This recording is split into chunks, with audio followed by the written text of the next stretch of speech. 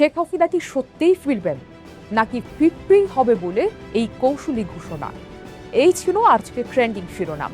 বিস্তারিত নিয়ে আপনাদের সঙ্গে আছি আমি সারা বাহজাবিন।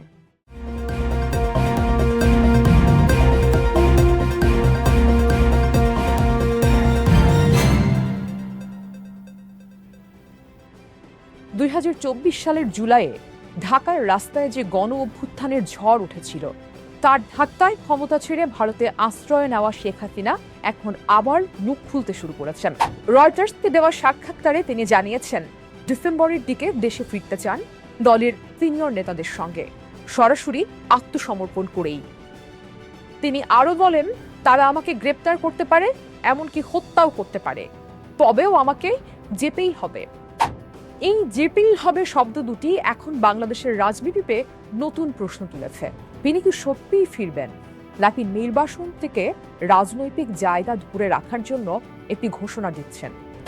কিন্তু প্রশ্ন থেকেই যায়, গণ অভ্যুত্থানে ছাত্র জনতার ওপর গুলি চালিয়ে আহত নিহতদের ব্যাপারে এখনো তাদের কোনো অনুশোচনা নেই। দায় স্বীকার বা দুঃখ প্রকাশের কোনো লক্ষণ দেখা যায়নি, বরং হুমকি ধামকি ও দেখে নেব ধরনের কথাবার্তা চালিয়ে যাচ্ছেন।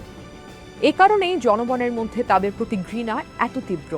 বর্তমান সরকারের পক্ষ থেকে বলা হচ্ছে, শেখ হাসিনাকে দেশে ফেরার ব্যাপারে ভারতের সাথে কথাবার্তা ও কূটনৈতিক তৎপরতা চলছে। ইতোমধ্যে ভারত সরকারকে চিঠিও দেওয়া হয়েছে। এও বলা হচ্ছে, হাসিনা ফিরলে তাকে ন্যায় বিচারের মুখোমুখি হতে হবে। আদালত রায় সংশোধন করতে পারে বলেও ইঙ্গিত রয়েছে। অন্যদিকে ভারত থেকে ফেরার পথও সহজ নয়। বাংলাদেশের সাবেক প্রধানমন্ত্রী শেখ হাসিনাকে প্রত্যর্পণের বিষয়টিকে আইনি ইস্যু হিসেবে উল্লেখ করে ভারত বলেছে, এ বিষয়ে আইন অনুযায়ী ব্যবস্থা নেওয়া হবে। সম্প্রতি নয়াদিল্লিতে সাপ্তাহিক মিডিয়া ব্রিফিংয়ে ভারতের পররাষ্ট্র মন্ত্রণালয়ের মুখপাত্র রণধীর জয়সওয়াল বলেন, এই নির্দিষ্ট বিষয়ে আমাদের অবস্থান পরিবর্তন হয়নি। যে কোনো প্রত্যর্পণই আইনি বিষয় এবং এ বিষয়টিও সে অনুযায়ী পরিচালিত হবে। এমন পরিস্থিতিতে হাসিনার আমাকে যেতেই হবে, এই কথা কি সত্যিকারের সাহস নাকি দলীয় নেতাকর্মীদের চাঙ্গা রাখার কৌশল? ঢাকার রাজনৈতিক মহলে অনেকে মনে করেন এটা শুধুই ঘোষণা, আসলে ফেরার সম্ভাবনা খুব কম। আবার কেউ কেউ বলছেন, যদি ডিসেম্বরে সত্যিই পা রাখেন তাহলে রাজনৈতিক সমীকরণ পুরোপুরি বদলে যেতে পারে। যদিও হাসিনা নিজে বলছেন, জনগণই তার ভাগ্য নির্ধারণ করবে, কিন্তু জনগণের রায় নেওয়ার আগেই এই ফিরতেই হবে ঘোষণা রাজনীতিতে হাসিনার নতুন কৌশল। শেষ পর্যন্ত সময়ই বলে দেবে তিনি ফিরবেন কিনা। তবে পলাতক আওয়ামী লীগের অধিকাংশ নেতাদের মতে, হাসিনার এই বক্তব্য কৌশল নাকি সত্যিকারের ফেরা তার সময়ই বলে দেবে।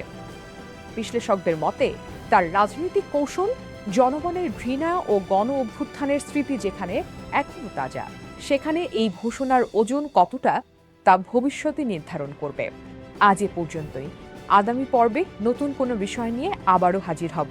সে পর্যন্ত ভালো থাকুন, সুস্থ থাকুন।